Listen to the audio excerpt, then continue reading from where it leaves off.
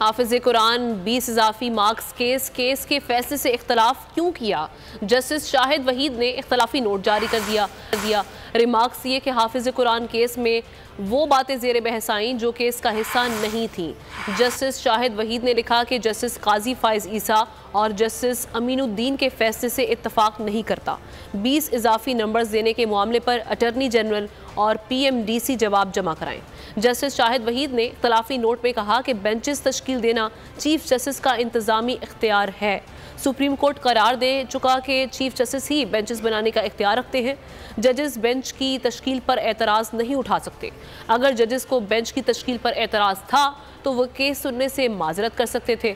मौजूदा खुसूसी बेंच भी कानून के मुताबिक तश्कील दिया गया। तो नजर आ रहा है सामने लिखा हुआ है जुल्म मिटने के लिए। दो चीजों से मिटेगा भाई, एक अदल की कुर्सी पे जो लोग बैठते हैं ना, वो अदल के हिसाब से फैसले करने लगे। दूसरा कौम निकल खड़ी उस जुल्म के खिलाफ, तो जुल्म खत्म हो जाएगा। या इन दोनों में से कोई एक चीज हो जाए या दोनों हो जाए। अगर 420 का मुकदमा था, उस वक्त अदलिया में जो लोग बैठे हुए केस देख रहे थे वो पूछते ना यार चीट हुआ कौन है। जब उनको दिखता कोई चीट नहीं हुआ, केस खत्म कर देते। तो जालिम जुल्म कर ही नहीं पाता। 9 जजेस ने नोट बिफोर किया मेरे केस को यार, 1.5 साल चला। शख्सी जमानत का केस, सेम केस इस्लामाबाद में कर दिया। एक ही इल्जाम पे 2 केस हो नहीं सकते भाई। मतलब 60 दिन का वक्त होता है। 102 दिन के बाद मैं जीत गया, केस बरी हो गया। 102 दिन के बाद अपील फाइल की, एक्सेप्ट कर ली। नहीं करते ना एक्सेप्ट, खत्म हो जाता ना जुल्म यार।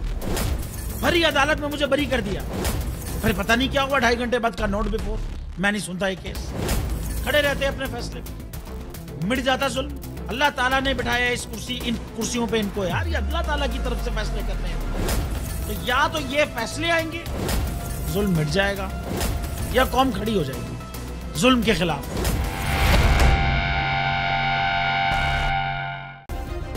सब्सक्राइब करें और बेल दबाएं ताकि कोई खबर रह न जाए।